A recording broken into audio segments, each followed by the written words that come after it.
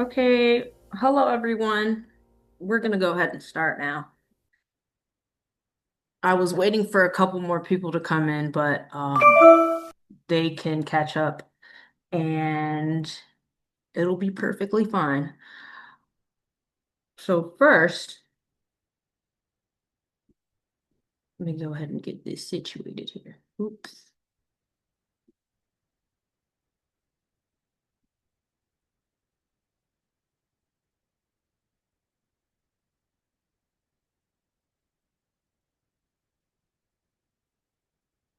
Okay, can everyone hear me okay? Thumbs Yes. up. Awesome. Oops, someone's coming in. All right. Hi, everyone. I am Kristen Bratton, founder and CEO of Terra on the Bench Studios. This is the creative collective platform where we translate real world observations and evidence into practical tools, analysis, and conversation that help people make better decisions. Oh my, let me turn my camera on. Hi, everyone. Okay. Again, hi, Kristen Bratton here. We collaborate with interested creatives and support and build meaningful connections. There's a lot of media and projects that we have going on right now, and we're basically here to reach out to people and make sure that they have a voice in whatever field that they're in or they want to learn more about it. So there's a lot going on. We have a forum where we get interested parties to share their experiences and different topics and things that they want to talk about. You can visit whenever you want. I'll have more information on that towards the end. And just a disclaimer though, this will be recorded just to support the platform and provide more valuable information and topics and discussion. And it will be posted on YouTube eventually on the YouTube channel, and it may be used in podcast episodes and other associated Terra on the Bench projects that we have because it's just a growing platform, growing community. So we just want to make sure we have some valuable stuff to contribute to it. And this is a discussion community for people working in environmental and conservation spaces who want to share conservation tips, advice for people who want to get into the field, and show photos of their experiences, personal develop, just life lessons that they want to contribute to support other people in the process. And we basically all kind of want to care about the environment a lot, and we want to see solutions to climate change, and we support topics that center around that.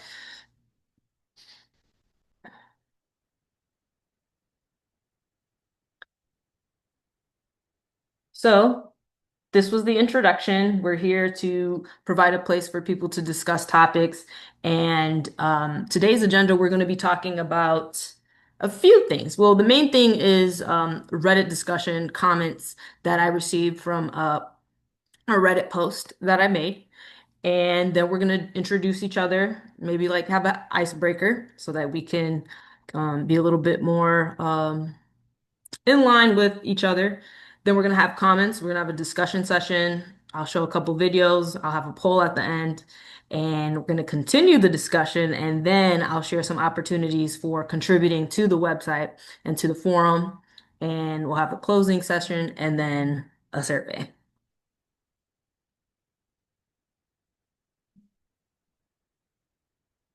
So a Awesome. little bit about me before the icebreaker. I am an environmental scientist. I have about 6+ years in the field. I developed this space for interested people to share their professional experiences.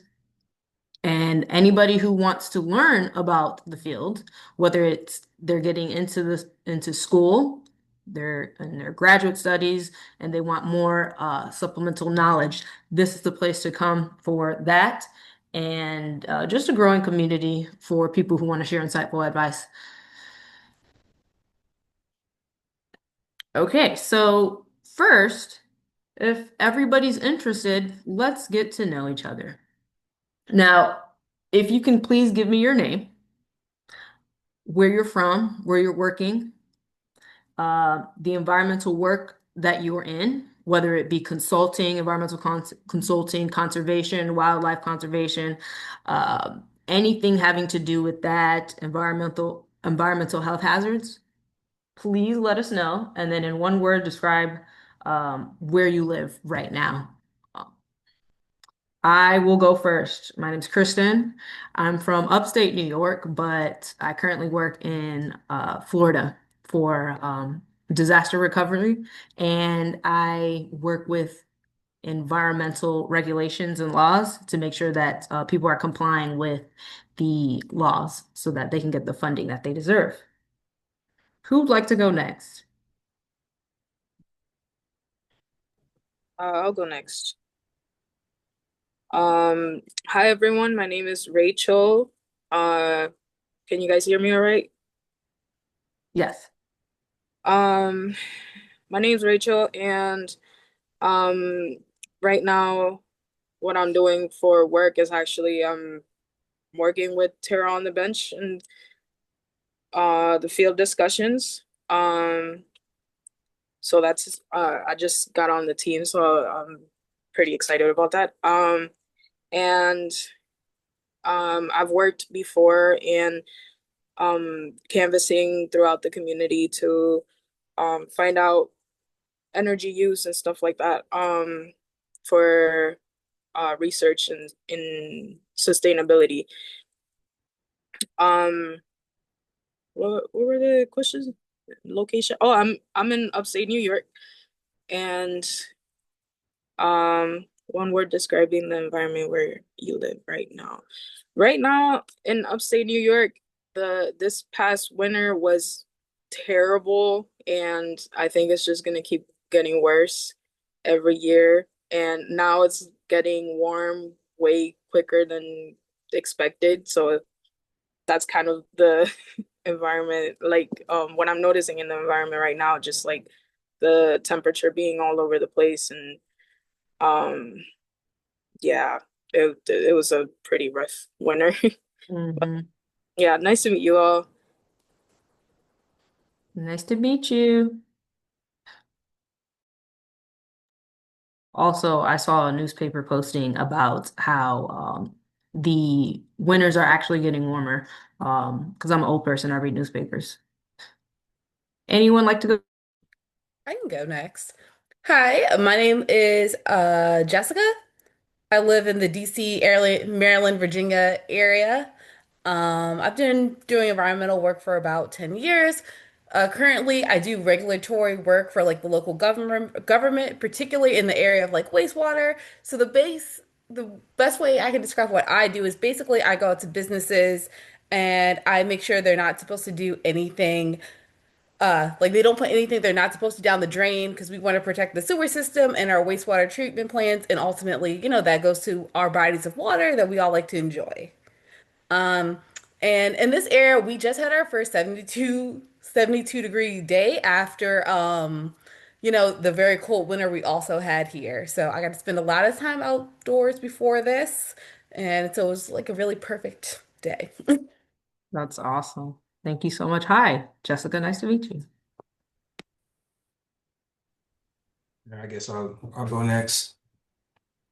My name is Jeremiah, and I realized my whole name is on there, so Jeremiah Walker. But I've been doing environmental for 18 years, and I've been working in environmental compliance with stormwater and erosion and sediment control, and own my own business. Currently working in New York, but from the Midwest in Pittsburgh. I'm on the board of directors for EnviroCert that does certifications for a variety of environmental certifications. I do a lot with training, and I also offer training myself. I'm currently working on a project in New York on a major electrical utility project, and worked on a variety of different oil and gas projects in the heartland and the mid-Atlantic. So, um, like I said, working in New York, traveling back and forth back into where I live. So it's been kind of a big deal with that, but definitely, looking forward to the conversation and see where everybody's coming from. Awesome. Thank you so much for sharing. We'll have a lot to discuss today. I just admitted one more person into the room. Anyone else like to introduce themselves? Yeah, I can. My name's Trick. I'm in the Twin Cities area, so Minneapolis, St. Paul area. I graduated a couple years ago from college and hopped around to a few different jobs that were all kind of environmentally focused, but have in the last year sort of settled into. I was doing environmental consultation, and now I'm going to be a bit more on the compliant, a bit more stationary with like at one client. I just like accepted a new job, so I haven't actually started it yet. But um, doing emissions testing on fume hoods, and then just sort of a general environmental health as wherever as needed. Um, uh, we've also been Minnesota's also been pretty wet uh, this winter. We finally got a lot of snow, which we haven't really gotten much in the last couple of years. So it was a bit more like the ones I was used to as a kid because I grew up here. Um, but it's also been a lot warmer than that, so it's melted a couple times where it usually wouldn't have in the past. So right now, there's not really any snow out because it's all melted. But Mm-hmm. All right. Well, welcome. Nice to meet you. thank you. Next.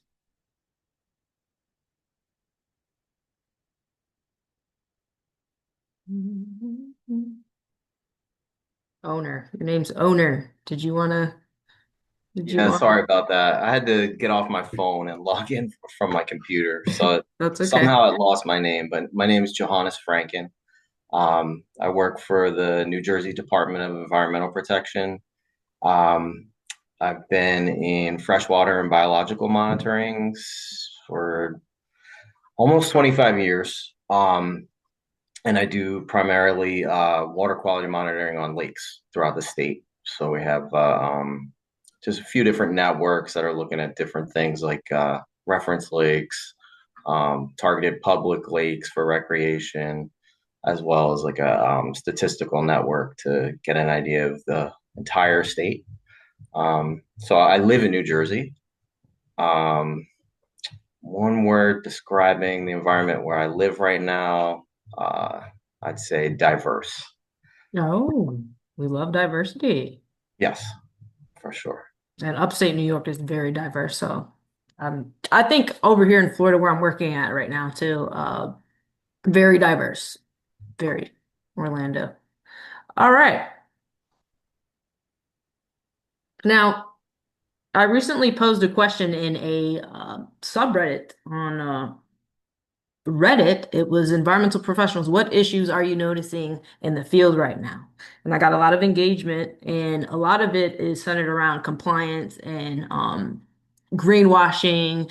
And I wanted to talk about that because I don't think it's talked about much, and I think it's important for us to find solutions to it if we can, because a lot of times we don't actually have the power to make those solutions take place. We don't have the power to do that unless we are in positions of um, power or if we have the power to make the decisions. So I asked for those working or studying in environmental fields, what environmental change have you noticed recently? And and as you're going through these, as I'm showing you the comments, feel free to comment or explain your side. Does anyone see the same issues where you work based on the field that you presented? And does anyone disagree with the perspectives that have been presented in some of the Reddit threads? And the first one I thought that was really, and if I read any of yours, feel free to, let me know and we could talk about it even further. The first one I noticed was every job is a do it as cheap and easy as possible, even if it isn't correct or the best way to do things, resulting in too many cut corners. Managers don't care about the quality of work, and neither do clients. They just want the cheapest work. They make it so it's always a race to the bottom. The majority of our profits are from contractor and materials upcharge. Now, I did have to make a joke because they said cup corners, so I wanted to bring in some pizza there. But I wanted to talk about this because I think that it's important for us to realize that a lot of times when we're working with companies and industries as consultants or whatever position that we have, we need to identify exactly what their core agenda is, or even if it's just the way that they operate. I think it's important for us to know as employees how that actually runs into daily life for people and individuals. Anyone have like comments on this part here? Anything notable? And if you want to follow along, I have links to, does anyone need the link to the Reddit page to follow along, or everyone good just watching the screen? The screen. Yeah, I think the Okay. screen sharing would be easiest to just see what you're doing. You see the screen, right? Yes. Yeah. Okay, good. Good. The next one I want to talk about is the lack of mid-level employees. I noticed that actually in current job searches. I don't know if anybody has the same problem, but when you're job searching, there seems to be a lot of compliance analysts, conservation jobs, but when you apply, I noticed for my personal sake, you don't get a call back, or even if you align your resume to the job description exactly, you still don't have any type of contact with the hiring managers. Maybe that just has to do with the system, the ATS system, tracking system, or it just is not even a job, a real job that they're posting. They might have to post that job just to comply with, oh, we're hiring, we have to keep our numbers up, or we have to make sure that people have the option to join the company. So no one has seemed to figure out how to retain the 5 to 10 year experience. And a lot has to do with upper management coasting in their PM roles, project manager roles, and not delegating or developing new work for those. A lot of times I'm hearing people talk about how there's not enough um, work to be done, which is why they may be laying off people or they don't have the proper funding to get them the training that they need to maintain those roles or get the job done, which is it's upsetting. I'm experienced. I've experienced this at two major firms now. 5 to 10 year staff are being treated like entry level with the billing rate of upper range scientists, and it bottlenecks everything from billability to pigeonholing. Has anyone experienced this in their specific role or job? I would say so I feel like the first two kind of are speaking to folks who kind of work in consulting when it comes to like that billable rates. And so my career has mostly been government based, especially I guess in the area I'm located in. So I can't necessarily speak to that, but I will say the pigeonholing definitely. When I used to work for the state government, I mean, you've got a pretty good spread right at that entry level, and then maybe you've got two, three spots at mid level, and then of course at the very top, it's one, two spots, right? And so you really do get to that bottleneck when you have to really compete against your coworkers. And even then, when you're not necessarily making a lot to begin with and you're capped at like a Mhm. 10% increase, even when you get like the next job, you're like, well, I'm still not being paid very much. So what I actually really saw at one of my positions was just a mass like exodus of Mhm. coworkers to other places, really trying to get to those next levels. So definitely some of those constraints where you hit mid-level and you're like, where do I go next? How do I make more money and whatnot? Yeah. Definitely. I've seen the same thing that Jessica was talking about. We have tons of entry level, and then that 5 to 10 year range is when people usually take off because they know they can see their future. It's not going to be another 10 or 15 years before they move up into a um, not necessarily mid level, but like into beginning of like management levels. So another thing I see in my department specifically is people with up to 5 years experience, even with masters, they'll bring them in at like bottom level, full entry level. So it's really unfair because they're definitely pigeonholing people, keeping them at that really low level. Um, and I'm one of the old people now at at my job, but I used to call it the land of dinosaurs. And it's just like Mhm. they roam the department, just making all this money and keeping the budget fat at the top, but low at the bottom. Um, so it's tough. And then to speak on the first post, excuse me, with cutting corners, we do a lot of grants with consultants. So I used to do consulting. I'm not bashing consultants at all, but it's definitely what this person said, like kind of a race to the bottom. Mhm. We're looking for all kinds of monitoring to be done that we just can't support as a small office. And, they just do the bare minimum to make sure they get paid. So it's kind of it feels like a waste of money for the taxpayer, um, and just not usually what we're looking for. Right. And then going back to this comment here, I would think that by the fifth year that you're working at a company, especially in consulting, that you would have already have learned everything that you should know to be successful or to even reach the level of, oh, you're doing a good job. So if there's not any manager jobs after the fifth year, then yeah, I would think people would definitely want to move on to something that reflects their experience too. So I can chime in on the consulting side of that. One of the things that, over the last couple of years, and especially with the current administration, based on gatekeepers and workforce, you have the workforce aging. You have a lot of people that are in director chairs, that are in, upper management chairs that look at, people between that 2 to 5 year as a threat to, as a threat to their departments, as a threat to their seats, as a threat to, workforce culture. So the issue that you end up running into a lot of the times is you're bringing these new people and, say for instance, you're in permitting or you're doing something with compliance, for instance, and you're only going to teach them enough. You're only going to teach them enough to help the department get to whatever milestones or key performance indicators that they got to reach. And then after that, it's just kind of like you're strung along and you're strength getting strong along until you get to that bonus. And so you have a lot of people that stick around and they wait through that because the hope is that eventually they'll be seen for the work that they're doing.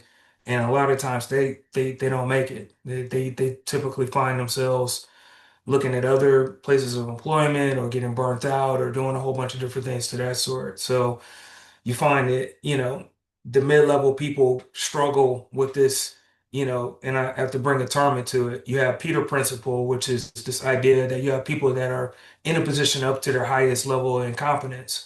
They can't get moved up, they can't get moved down, they have to stay in those positions because it reflects on the person that hired them into those positions. So you find yourself in the competition of wits and knowledge with those particular people. And then the other thing is that it's just, with the first um, issue that was brought up, a lot of times when you look at consulting and you look at a project, now I'm on a private side, so I can't speak for governmental projects, but on the private side, you have a lot of people that are bidding for the project. And so you have a certain budget. And a lot of times you have a main client. So you have an owner engineer. This is the owner.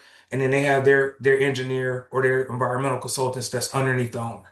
And so a lot of times the owner is looking at, okay, I'm going to bring this environmental consultant in to work on this particular project. And I'm counting on them to budget their money and invoicing correctly so that they don't overcharge me in terms of doing the project. And a lot of times with the bigger firms, they'll put as many people as they can on those projects. And so they overestimated the amount of technical proficient people that they have on those projects, and then it just overruns the project. So now you're forced to bring a contractor or subcontractor in that they just want to be there. They just want to do the job. And so they may not have the experience. They don't know anything about like this like contaminated waste, or they don't know what they need to do in terms of hauling water. They're taking that job because they got the job. And so what you're seeing is that trickle down. So a person that's from the regulatory standpoint is looking at like, why are you guys doing this wrong? Well, that goes all the way back up to the owner being overcharged, to the owner engineer, having too many people, to we getting a subcontractor that is going to do the bare minimum, but they're meeting the requirements of the project. And in that's where you get into those string of problems. So, and it's just a massive problem mainly because of the fact that the way everything's consolidating too. You had multiple big firms, and now the firms are like slowly swallowing each other. So that's why you're getting into a lot of that. But that's just my opinion. Yep. So when you were talking about how they put multiple people on one project, are they environmental consultants or could it be anybody like budgeting or So on one project? so when you're in the first stages of a project, right, from the consulting side, you're bringing in you have that company. So let's just say big company XYZ, right? They have project managers, they have directors, they have all of these people. And if they don't have the archaeologists or the wetland delineators or the civil engineering, they're going to subcontract those people out. Oh, So it tears down, right? If they don't have that in-house, it tears down. They end up getting blah blah blah that's local to New Jersey that knows the wetland rules, and they have them go out and do it, and they pay them, right? So as you go further down the line in the project, so then the owner has to go back and say, okay, we've done our due diligence on the environmental side. So that could have been multiple companies that were involved in doing that. So like the project I'm on, for instance, it's a major utility project from Canada to Queens. And so you had multiple companies that were doing specific pieces because you have MS4s, you have you got to deal with the Fish Wildlife Service, the Corps of Engineers. You have all of these people that just correspond with all these different agencies. And so you're going to hire those people to do that, not unless you have it in-house. So then when you get to the contractors, they're going to hire people to do what happens if we have to do restoration or we have to do something in stream. They're going to hire people that know how to do it. And so now you have multiple factors that go into whether or not the job's being done correctly, if you have the right inspection, and all of the different things that you get to when you're actively doing those projects. So it's yeah. kind of hard because people that are on the ground, they're saying, oh man, we're going to bottom dollar. But then when you look at the very top, it's like, well, millions of dollars are being spent. It's the fault of whoever is, hiring, budgeting, and all of those things. Hmm. Wow. I didn't realize how competitive it was. It sounds competitive. Now, thank you so much for sharing, by the way. That was very, very insightful. Now, the next comment that I had read was, I work for one of the big global firms. We're so top heavy and we pump out work while middle managers spend 70% of their time justifying their own existence. It's wild. I have no idea how we're profitable or keep winning. I often wonder that too. Like, do these companies actually make money? I mean, I've heard a lot about managers or executives not really doing anything except delegating, which I guess that's what managers do. But in terms of what they actually do, a lot of times people have to ask and wonder, what do you do here? Do you even go here? And so I think that's a very important topic. I was laid off from a previous Big Four consulting firm because they ran out of work. Their excuse was that I should have been cold calling and developing my own clients. My title was not senior PM. So these roles and these tasks that they're putting on people, I guess this person is saying that it wasn't in their job description to go that far and to cold call or develop their own clients. I am not a consultant, so I'm just going off of this. I'm sure you have to speak with people in terms of getting them to become your client. Is that something that is normal. You have to actually go out and get your clients, or if people know about the industry or the company, they go to the company and then they assign the person from the job, or they assign whoever's working there. Oh, I'm going to choose Billy over here to help you with the project. Or do you have to actually reach out to your own clients? That's the question that I have. And those of us at the top are not pulling their weight. When I worked for one of the big firms, half of the principals were useless. Brought in no new and repeat work, and often I still had bypassed them to an actual good senior principal. Hmm. Now, I'm in state regulatory for streams and lakes, and we have zero actual enforcement power. We can send threatening letters, but when it comes down to it, enforcement totally relies on prosecution at the county level. And if we even get a case taken, it's only misdemeanors. I've never had a case make it to an actual trial either way. Actually, where I'm working right now, I've only heard of, and it's the federal side too. So um, there has been only maybe three since the 4 years that I've been here that have actually went to trial because there was like an issue with the project. Um, I'm just glad it wasn't mine. But it's mostly the managers who have to, they get paid a lot so that they can take on the trials. So a part of their six-figure salary is going to trials if they have to. So all of the specialists who do the projects, we're the ones who are doing the most work.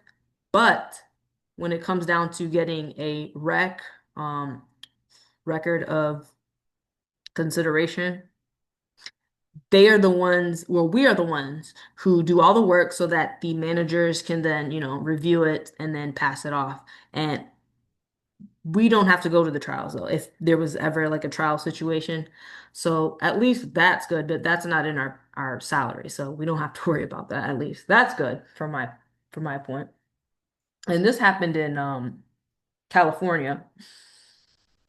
So I would think that the California laws and regulations are a lot more intense. I've heard from people who were deployed or working in California, a lot of their basic reviews take months, whereas somewhere in North Carolina, Florida, the review can probably take just a day on the environmental side. You get the project done, you review it for endangered species, Clean Water Act, and Coastal Barrier Resource Act, all of those laws, and you get it done and you pass it down to the next review. But in California, their laws are way more strict. So just consider that if you're interested in moving to California on the environmental consulting side, you'll have a lot more work to do.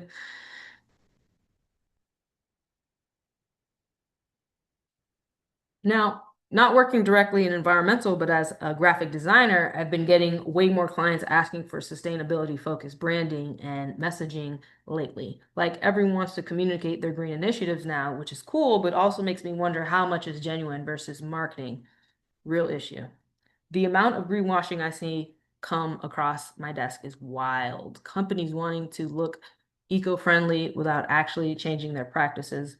What's interesting is I've started learning more about environmental stuff just from working with these clients, and now I'm that person constantly checking if my houseplants are native species and researching DIY ways to make apartments more sustainable.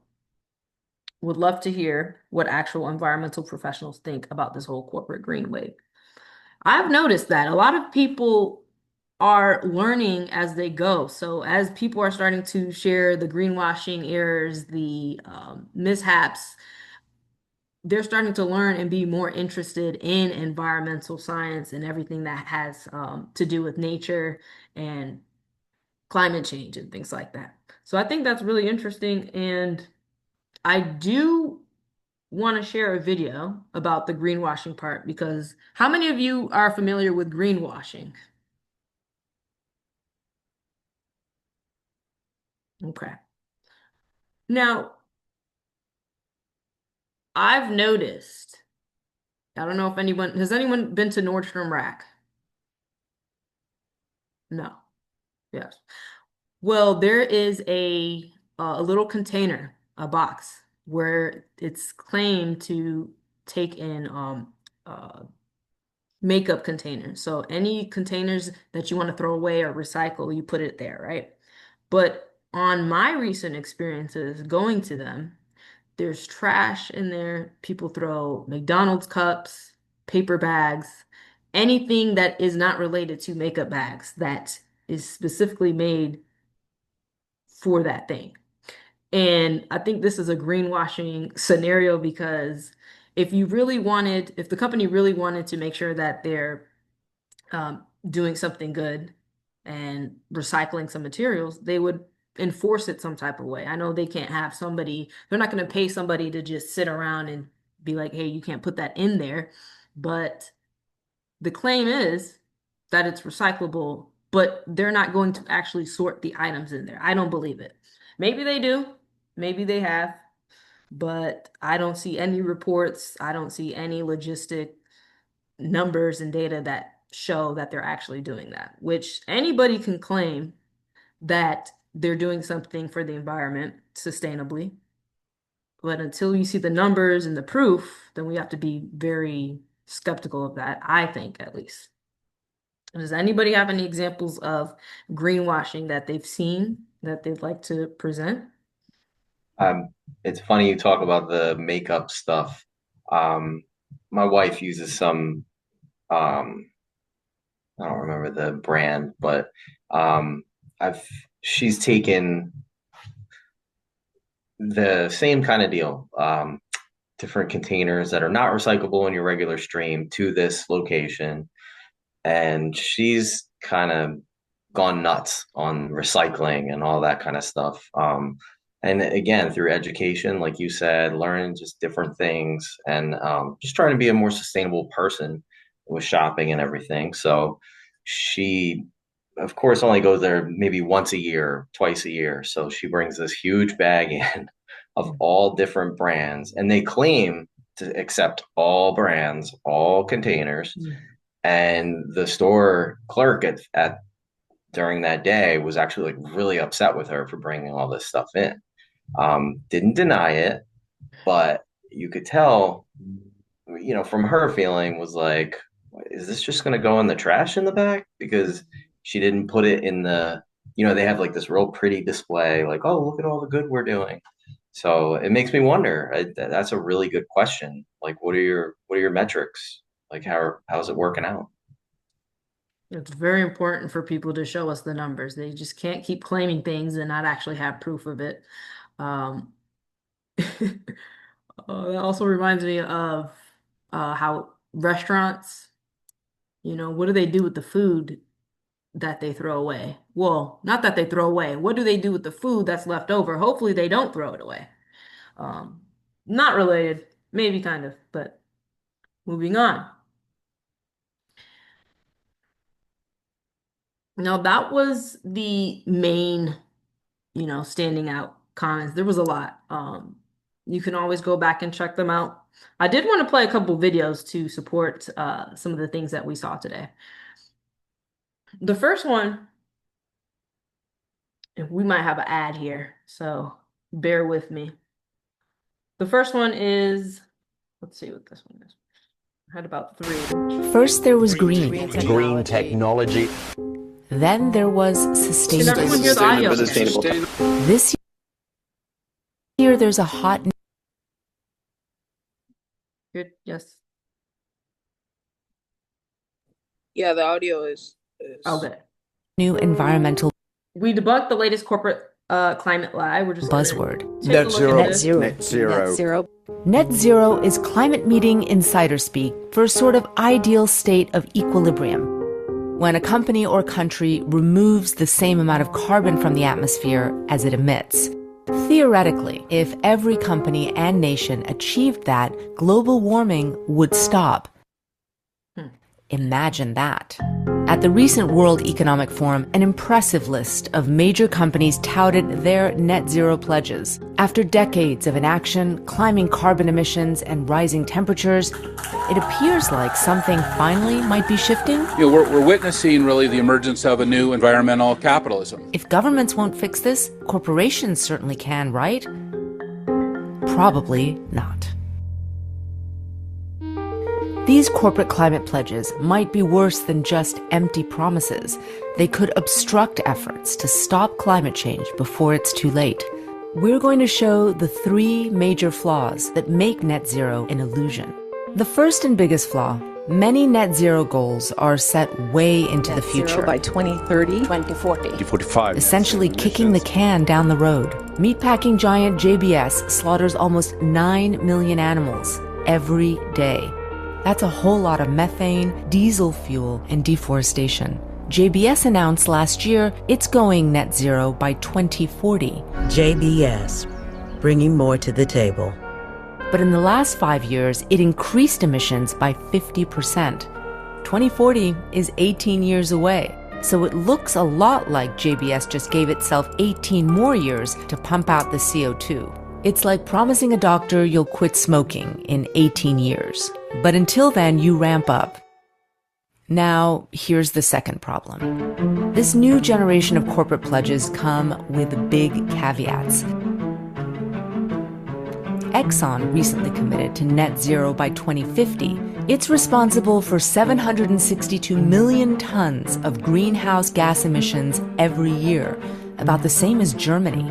This sounds huge. It sounds almost too good to be true. It is. When an oil company says it's going net zero, don't be fooled into thinking the company plans to address emissions from the oil it actually sells. Exxon's net zero pledge doesn't cover 85% of its carbon footprint. That emission is common. Take 10 of the biggest publicly traded companies, only 2 net zero pledges address the full damage done by their businesses. That's why you always read the fine print. These pledges often rely on technology that's nowhere near ready yet. Remember, companies are promising they'll figure out how to remove carbon from the atmosphere in the future. To be fair, one idea does look sort of promising. It's called direct air capture. Essentially, giant fans suck CO2 out of the atmosphere and store it somewhere safe. But there are just 19 direct air capture plants in the entire world, which in a year can remove the annual emissions of only about 700 Americans. It'll be decades before that technology can be used at scale, if ever. Here's another potential carbon-sucking fix from Jeff Bezos. Nature-based solutions. That's the key. Nature-based solutions. That's usually another way of saying planting trees. Even small things, like planting trees, can help the planet. Actually, planting trees to offset Amazon's emissions wouldn't be a small thing. To remove the company's current emissions from the air, they'd have to plant 2.5 billion trees, an area the size of Costa Rica, every year. TED Talks, endless panels, and ovations. These glitzy events mask a terrifying truth. These corporations don't yet know how to fulfill their science fiction net zero pledges, and they've given themselves decades to figure it out. But outside the boardroom, one thing's certain: the planet's in a full-blown meltdown. And it's definitely not waiting for 2040.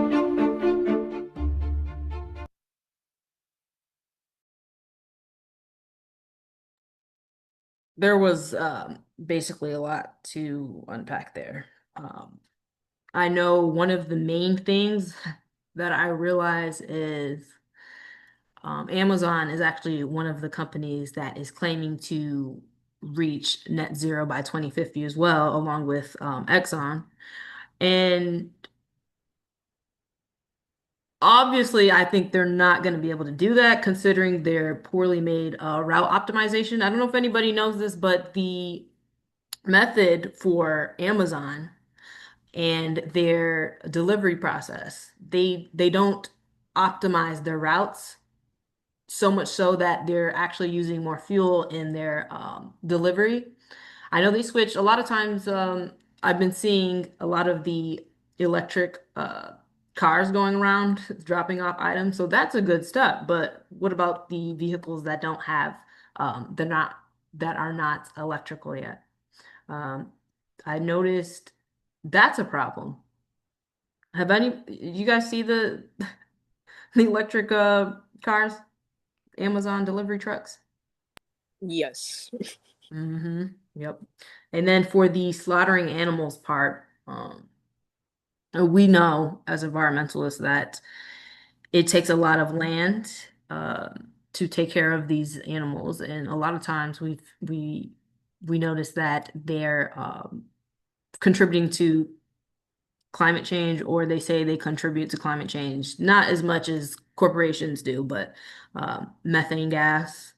And I think it's a waste. I think it's a waste for stores when they just keep slaughtering these animals and they're not even optimizing. And deforestation. A lot of times the solution to climate change is plant a tree, but are you actually planting the trees in the right places? Or are you just saying you're planting the trees just to make it sound like you're making an effort in climate solutions? So everything is interconnected. And I think that if we solve the main, like solve the higher up situation, talking to corporate leaders or getting them to actually fulfill the goals that they're trying to make or claiming, or help hold them more accountable to them, I think that'll be a good place to start. Um, but do you guys think there's any other way that we could, solve these problems or at least address them and get people to recognize what it is that they can do to support the solution process?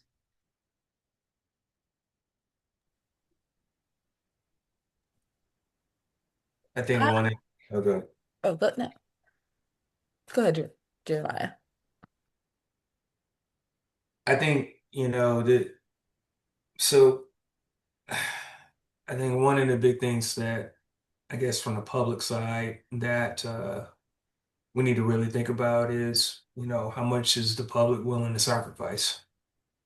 And when I say that, I mean, when we talk about sacrificing convenience and consumption and, really looking at, what is a necessity versus a need, I think that plays a pivotal part in that question. So since I work in energy, the big issue many years ago was what kind of credits can we get for following ESG standards, right? So ESG, environmental, social governance, used to get credits for that. When you cut down your carbon, you're going to get a tax, credit for, the amount of carbon you were reducing. And Mhm. so that video, I think, yeah, they said 18 years. So I'm thinking that video was made in 2022. We were still in the midst of people getting credits for ESG. So the issue here that a lot of companies faced is how much R&D do we have to do to build the things that's needed to reduce carbon? That from vehicles to our plants to, even the human necessity, the human need to reduce that. And they were doing that. The problem is that when you start having the regulatory standards start to get diminished, you have a government that does not apply those policies into the next administration because they don't believe in it, then all of a sudden you're not getting those credits. You don't really need to fight for those things because the regulatory need, especially with the EPA, we're not going to be, we don't have the time to focus on whether or not you're meeting the carbon standards. So right now, you have a lot of states that are trying to step up to, reintroduce a lot of these air requirements and, carbon reduction requirements. But, you know, it's when you got billion-dollar companies in a lot of these states where you can relocate to another state that doesn't have the same air standards as another one, you're really kind of not really fighting that issue because everybody's got to band together. All of the states have to band together on a policy side to say, this is what we're going to do and we stand by it. And we're in a crazy time with politics. So if the gain of it isn't going to, if the ulterior motive is not for gain and it's basically the public need, you have to figure out which is most important. And I think that's kind of where we are with, net zero and deforestation, all of these things, and the methane reduction with meats and everything. You got to tell the public, you have to educate the public to want to sacrifice those things in order to make that policy work. And we aren't able to do that because if you're ordering Amazon today, somebody's driving to your house to deliver that product. If you're getting Factor or some product delivered to your house, where's that meat coming from? Where are the things that you like that are keeping you in a comfortable state of mind right now, including Netflix and everything else? Data centers take up a lot of energy. They take up a lot of water, and we like watching our shows. So if you're able to say, I don't want to pay for Netflix, HBO Max, Amazon, I can walk to the grocery store, I'm willing to raise my own food, then we can start having that conversation. But till then, it's like the public, there's a lot of people that don't really want that. They don't really want that education and they don't want to be a part of that. Right. So it's just an issue that we're always going to be looking at and talking about from the outskirts, I think. Yeah. And it's always a convenience thing too. People don't want to do it because it's a lot of work. It takes a lot of energy when you could just go ahead and have someone get it to your house or DoorDash it to your house. Or, yeah, I mean, there definitely should be some education on sustainability farming. There should be some type of rebate on having your own farm, having chickens. There might be some taxes. People have cash cows, taxes on cows on their land when they just have them on their land, I guess. But yeah, once we get people to actually find the value in being self-sufficient, getting the produce and products on their own without the need for third-party interaction, then yeah, I think we can get somewhere. But until then, yeah, people aren't going to be. They like Netflix. They like Hulu. I actually have been without Netflix and Hulu for the past 3 months now because I agree with you. I think it's also a distraction from getting your goals completed. And yeah, I think there's a lot more to life than that. I mean, people love their entertainment. It's fine. Now, the next video is about greenwashing. A little bit more information on that in case you aren't familiar or you just want additional information on that. I actually wrote a blog post on greenwashing and the different ways that you can identify greenwashing. I don't even think a lot of people know about greenwashing. I think they just go with the labels and they see a claim and then they're like, wow, this is so great. It's nature-based. But do they actually know if it's nature-based?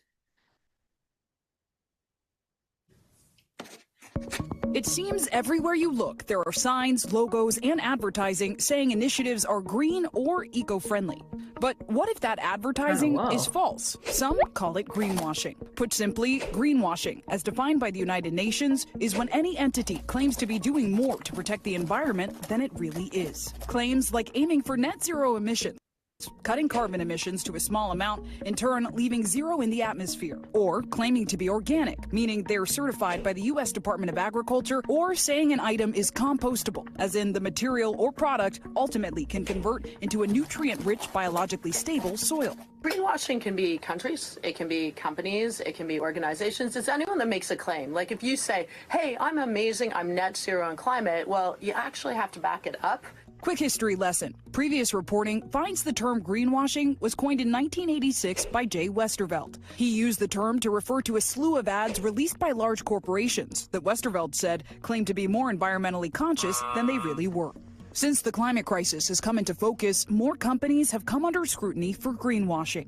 Accusations now spanning industries from food, fashion and beauty to aerospace, and not without consequence. Some companies left to pay hefty fines. Why would a company, a country, decide to greenwash? Sometimes it can be unintentional, but often folks are doing it because they know people want it. Others have made it their business to tackle these corporations head on. Greenwashing is a huge problem for the oil and gas sector. Zanaji Artis is co-founder and executive director at 0 Hour, a youth-led nonprofit organization educating and mobilizing young people on the climate crisis. by just attaching the word green to a product, that doesn't mean that there aren't other bad things going on. As they protested, companies have pushed back too, highlighting their investments in climate solutions and resolve to optimize their bottom line in a way that doesn't harm the planet. We reached out to the American Petroleum Institute, a leader in the oil and gas sector, for a statement on the state of greenwashing. A spokesperson saying in part, we're focused on helping America's oil and natural gas industry meet the world's growing need for affordable, reliable energy while delivering solutions to help reduce emissions, and any allegations to the contrary are false. As industries continue adapting to the growing threat of climate change, experts like Catherine McKenna say now is the time for action. People are expecting companies, countries, cities to step up on climate. And that's greenwashing simply.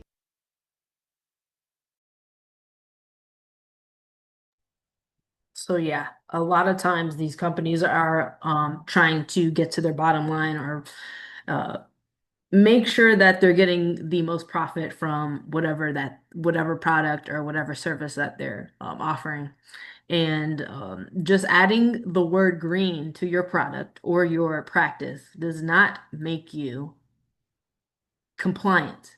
You could say it all you want. It's the same way with EPA numbers on products, or saying that your product kills 99% of germs. Unless you have the EPA covering it and authorizing it and saying, yes, you are. We've tested your product and it is, in fact, able to kill those germs, then you can say it all you want. You could say you could do this, but unless you have some type of certification or someone testing it, then it's not legit. And a lot of people don't know that. They just go with it because they may not even know about it, or they just don't really care. Now, anything stood out to you in that video? Anything that, screamed a problem or you could relate to? Oh, sorry, you go ahead. Because you didn't get the chance to go ahead then. No, I was just, I think as we were talking about greenwashing, it brought up a memory of, I don't know if you guys have where you live. Is it like Planet Aid thrift stores or something like that?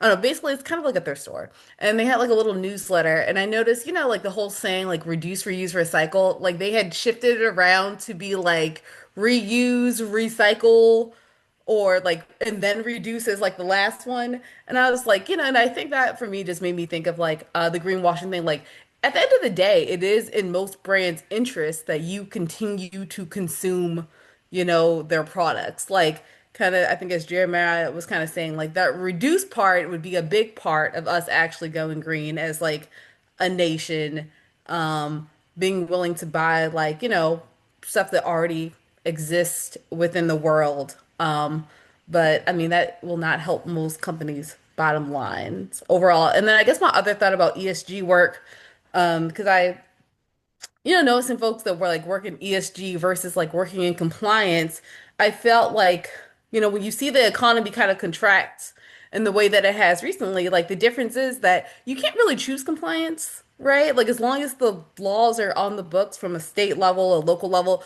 those companies still have to follow them. ESG is kind of just like, I feel like a nice to have right now. So when you're looking at like where is money going, right? Like that ESG, I feel like can kind of just fall off if a company is like, okay, the political climate has changed, our shareholders don't care anymore. We need to put money like elsewhere and stuff. So I think kind of like just, yeah, just having things being optional without there being a law to back them makes things harder, overall. Definitely.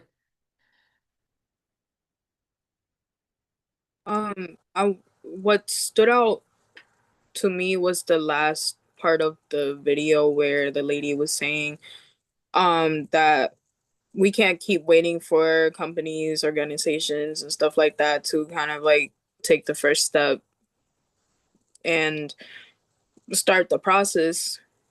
Because like back to Jeremiah's point from the last video, it's like we gotta educate people enough to get them to like understand that we are the ones that are kind of also feeding into it. They want us to feed into it, so there's systems in place for us to feed into it, to like organizations and companies like and large companies specifically getting away with pretending like they're doing something, or just doing the bare minimum. And I had a question for everyone, because like I'm just kind of, I know a bit about sustainability and stuff like that, but not too much. So I would consider myself somebody that's like kind of like stepping into the conversation, like now, like, I would say. But I had a question, just to think about it. Like,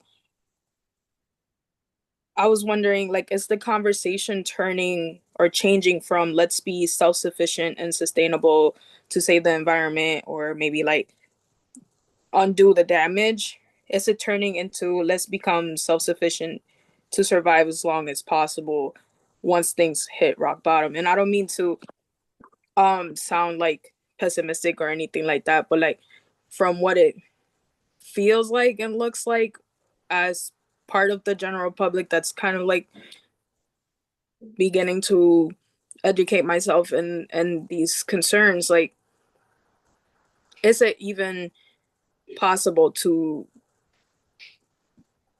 undo the damage in our lifetime? Like, I guess I wanted to ask you guys.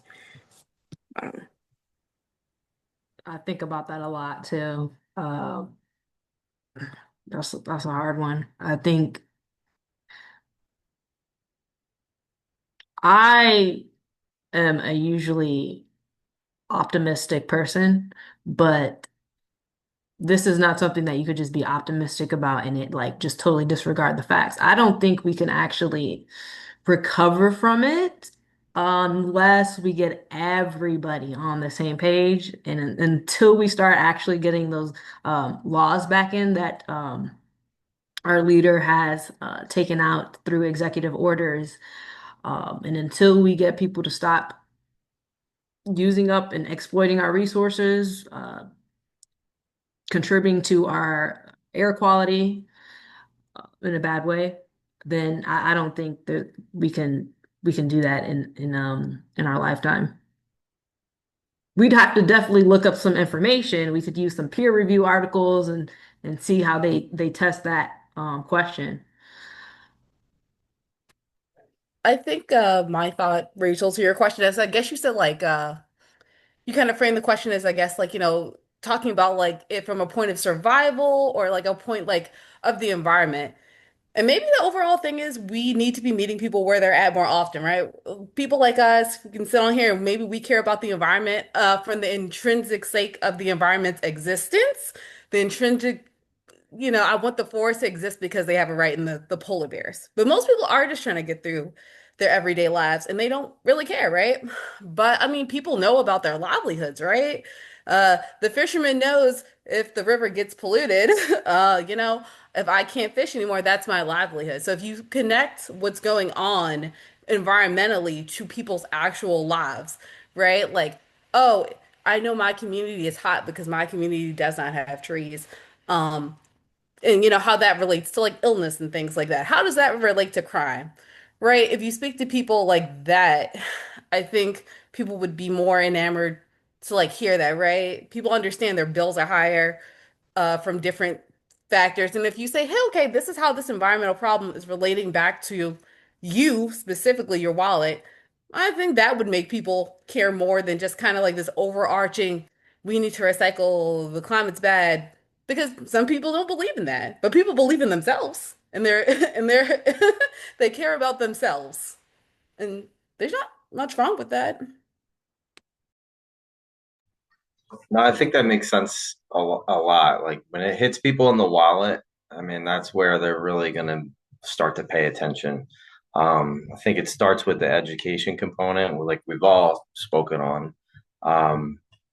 But when it comes down to your livelihood, that's when it's gonna really take the message home and make people realize that things could be better. But I think, like what Kristen said, we're not going to fix it in our lifetime. It's really going to be adapting to what we're dealing with right now.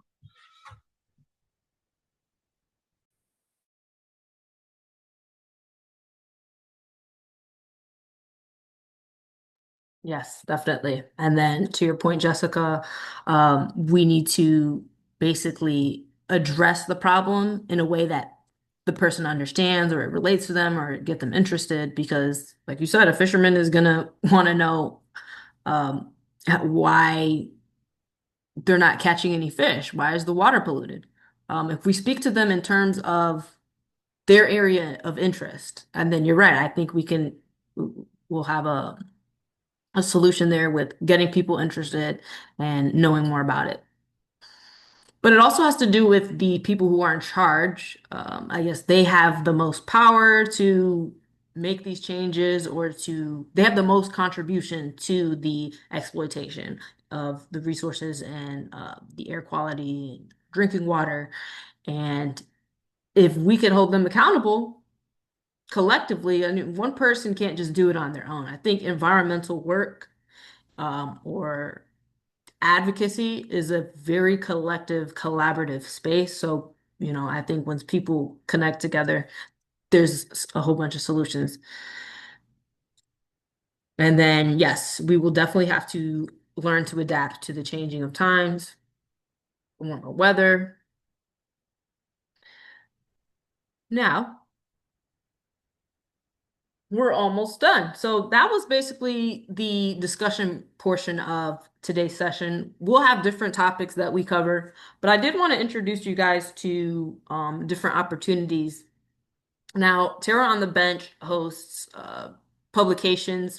People who are in the environmental field or are learning as students, they have the option to contribute an article to the blog post. They'll have a dedicated article page introducing their work and what they're doing, where they want to go, so that they can get some type of visibility to the work that they do.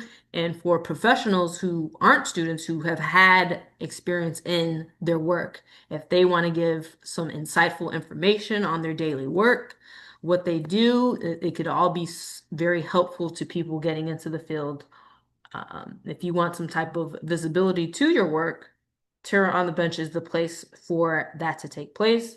And basically what you do, you just fill out the form, or we'll have a link to send you where there's a list of different questions that you can answer. So it'll be like a prompted thing, and you fill out the questions with your answers, and then we'll compile it, send you the draft version of it, and then once you say it's good to go, we'll publish it on the website. And then you could use that on your LinkedIn. You could use that on any platform that you're using to host your portfolio or the work that you're doing. And it'll all just be a place for people to get information on the work that you do. We also have a early career professional development program where there's 3 different tiers: a free tier for experience building, where you can it provides real documented hands-on field experience designed to help people build credible resumes in environmental and conservation careers. This section is a growing development. It's in its early stage of development. So we've got a couple different cohorts for you to join or to take part in so that you could build your resume and get some hands-on experiences, because a lot of times some of this work you can't actually just get unless you're on the job already or interning. But even then, it might be a little bit difficult to get into that space because there's a lot of gatekeeping, there's a lot of limited opportunities, and a lot of competition, I realize, in conservation specifically, because it's a very unique and skill-based area. If you're interested in that, you can go to the website and the link. I did want to provide a little bit of a poll here because I think that getting your guys' insight on what topics to discuss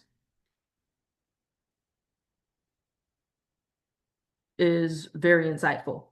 The first one, and you could put this in the chat or say it out loud, but the first one is, what topic should we discuss next session? So there's a little bit of, I have a few items.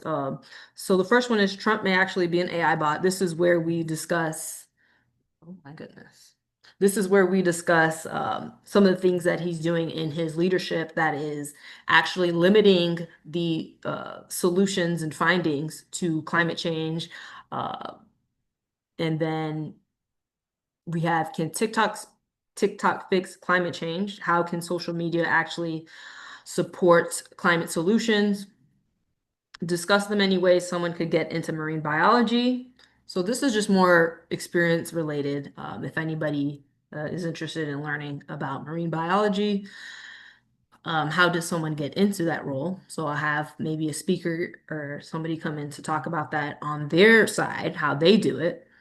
So you can get information on that and advice on field preparation, whether that be, are you working in the field? Are you, and what do you do in the consultation field when you go out and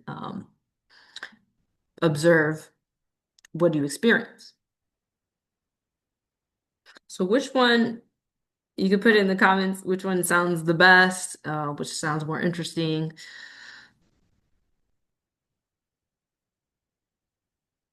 And do you mean like when you say like next session, are you gonna do a similar format where you post the question on Reddit and then invite people to discuss that like topic?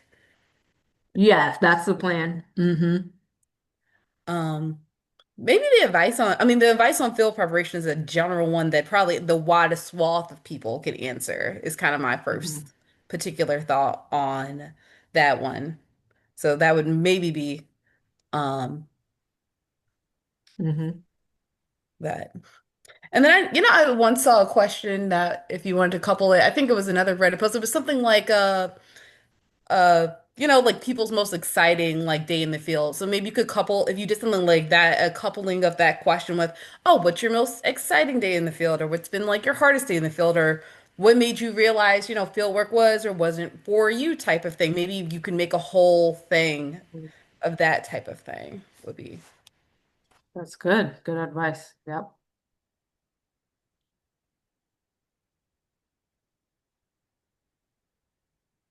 Thank you.